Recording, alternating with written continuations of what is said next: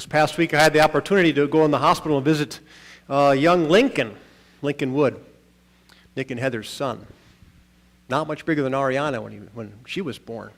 I got to hold him and burp him, but I can't remember how little he was. And I said to Nick, I said, did you feel like a father immediately upon seeing Lincoln? And he said, yeah, I did. And I find that interesting, and I ask the question because I think it differs for different people.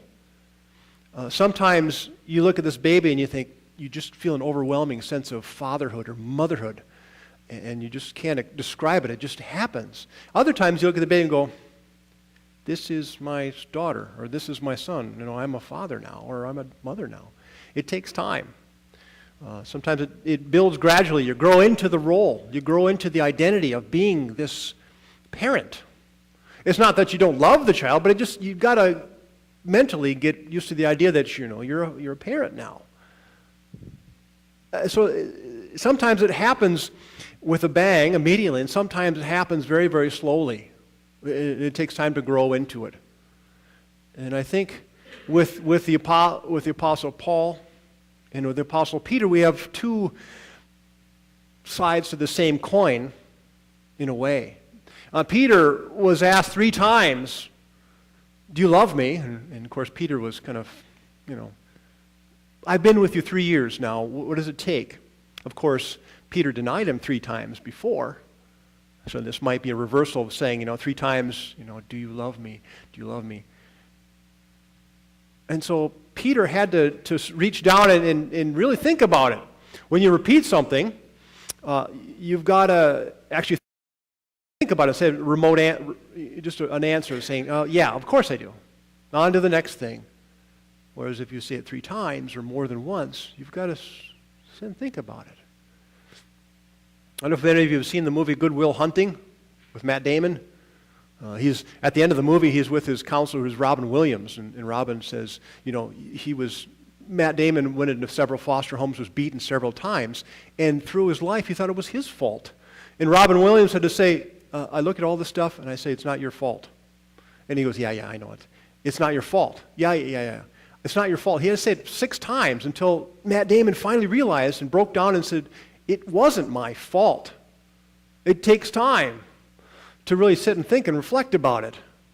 So for Peter, he's had a lifetime of kind of a surface kind of guy, not a real deep thinker. So Jesus knows he has to keep prodding him and pushing him to really reflect and think about it.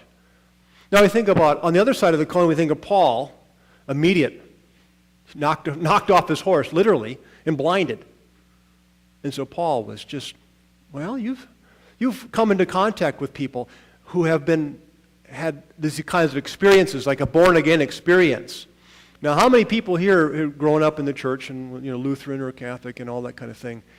For me, it's gradual over a lifetime. I've never had a big, shocking, awe-inspiring event that just pointed me in the direction of God and the discipleship that I'm supposed to take. For me, it's been a nudging all along. You kind of nudge this way and you say, no, I'm not going to go do this. Well, you're going to do it anyway. Nudge, nudge, nudge. You have free will, but still, I'm opening up some options for you and some windows. But it's not any different. It's not any different in terms of the quality of ministry that happens. Well, you look at Peter's life, mainly to the Jews, right? In Paul's life, his ministry mainly to the Gentiles. But they're both on equal standing in terms of the quality of their ministry. Although Peter's been gradual, and Paul's been more of a whiz-bang explosion experience, the quality of their ministry is the same. It hasn't changed at all. It's not any different when you come to that respect. In our lives, we have experiences that are bigger than others, but I think along the way we're just kind of gradually growing and we're gradually changing. We gradually change the service a little bit, liturgy, little by little, so that we grow into something new instead of saying, boom, we're going to start a new liturgy today and that's going to be it and we're just going to jump on board. Shock, and we're rolling in the aisles because we don't know how to deal with this immediate change. So Jesus tells Peter, do you love me?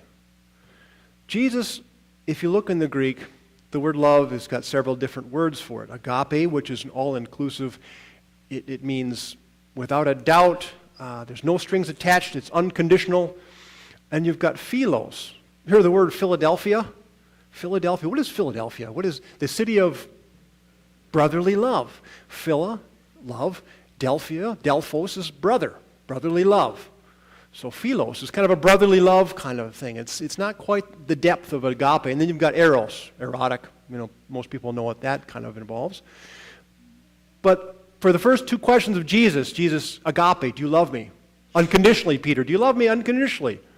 And Peter responds with, yes, I love you, philos. There's not quite the depth. And then the third time, Jesus asks him, do you love me, philos? And Peter answers him, philos. Possibly because Jesus knows that Peter can't quite get there yet to the unconditional, life-giving, kind of life-sacrificing love that Jesus wants to get from his disciples, the kind of love that Jesus has shown to his disciples over the past 3 or 4 years as he's been with them. So Jesus knows, I guess for Peter it's going to take a little longer to grow into it. But as you read in the Acts of the Apostles, that Peter certainly does fulfill this role. Last week I think he was arguing with the chief priests and saying, we're going to preach no matter what. Jail us if you want. We're still going to preach. That is Peter getting more into depth of his unconditional agape kind of love. And for us as a body of Christ, it takes